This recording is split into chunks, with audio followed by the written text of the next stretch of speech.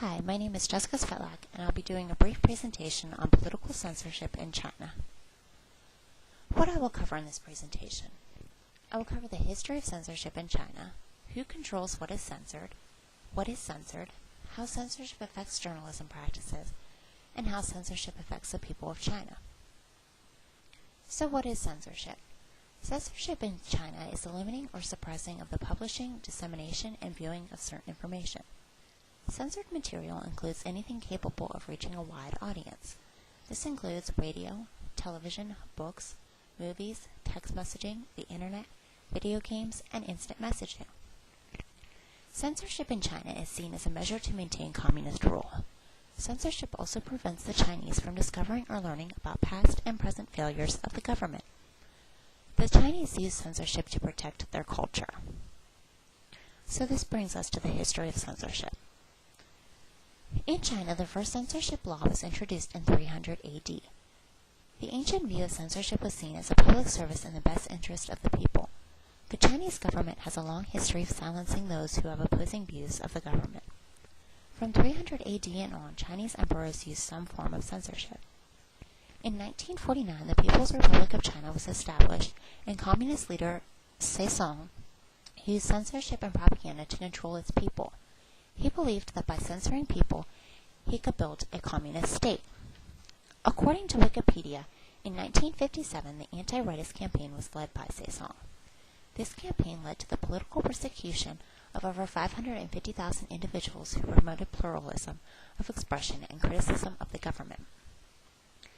In the 1970s and 80s, the new CCP leader, Xi Jinping, focused more on economy, but censorship still took place. Over the next 3 decades, nearly half the economy has been privatized. This has led to more freedom of speech, but today everything must still be approved by the government. So who controls what is censored? Several government bodies are involved in the reviewing and enforcing laws related to the information flowing within and into China. The most powerful monitoring body is the Communist Party Central Propaganda Department. Other government bodies include the General Administration of Press and Publication. They are responsible for regulating and distribution of news, print, and internet publications. This includes granting publication licenses for periodicals and books. The State Administration of Radio, Film, and Television. They are in charge of the administration and supervision of state-owned enterprises dealing with television, radio, and film. They are responsible for censoring any materials that might be objective to Chinese government or cultural standards. The Central Propaganda Department. They are primarily responsible for monitoring content to ensure that China's publishers do not print anything that is inconsistent with the Communist Party. The Xinhua News Agency. They are the official press agency of government. They report directly to the Communist Party of China. And lastly, the Ministry of Public Security. They are responsible for filtering and monitoring anything that goes on the internet. So this brings us to what all is censored. For one, newspapers. In the newspapers, only healthy news is allowed to be reported on. Television. Stations like CNN, BBC, and Bloomberg Television are occasionally censored or blocked out during controversial segments. Films. China has no rating systems for their films, but they must be suitable for audiences before they are allowed to be screened.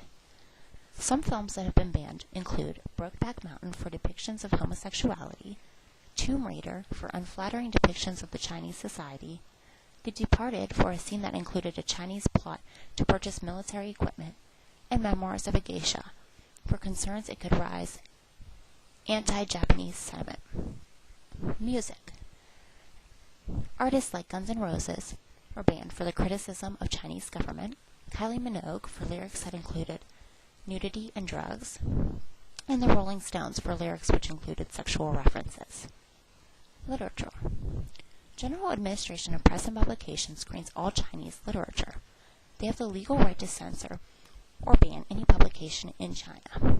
In China, there are more than 4,000 underground publishing factories. Text messaging. China has over 2,500 text messaging surveillance centers. Words like Dalai Lama or SARS cannot be texted. Websites. Around 18,000 blocked websites include, some of which include Wikipedia, Google, Flickr, Facebook, YouTube, and BBC. Video games.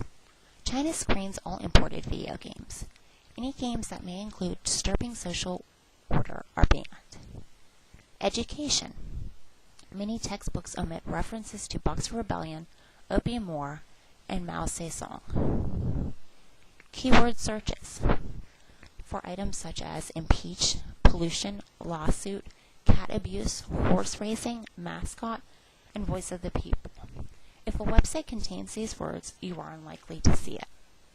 All keystrokes are recorded by the government, and if you offend China in any way, you may be sent to jail or fined up to $1,800. So, how does censorship affect journalism? The Chinese must defend in their reporting the security, honor, and interests of the motherland. If published materials are considered dangerous to the state security and they appear in the media, the information can be considered classified and journalists can be prosecuted.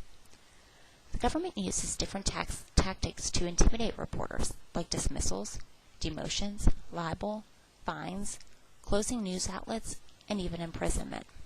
Foreign correspondents must get permission before making trips into the country, and they can face harassment over covering certain issues. During the Beijing Olympics, around 180 correspondents were harassed or detained. Each article written goes through 3 to 4 stages of supervision before being published. So lastly, how does censorship affect the people of China? When information is controlled, there is no transparency. This makes it difficult to understand what is going on in your country. This leads to human rights abuses. They are concealed from the public, and historical events aren't taught in schools. Important news events go unreported, like the SARS outbreak, which the People's Republic of China discouraged press from covering, and that led to several deaths. Toxic chemical leaks go unreported on, and food safety incidents go ignored, like the 2008 Chinese milk scandal, which involved milk and infant formula, and it resulted in 13 deaths. Censorship also affects people by creating a fear for expressing one's feelings or thoughts. Everyone should have the right to express their opinions, feelings, and access information without the fear of the government stepping in. This concludes my presentation, and I hope you found it informative.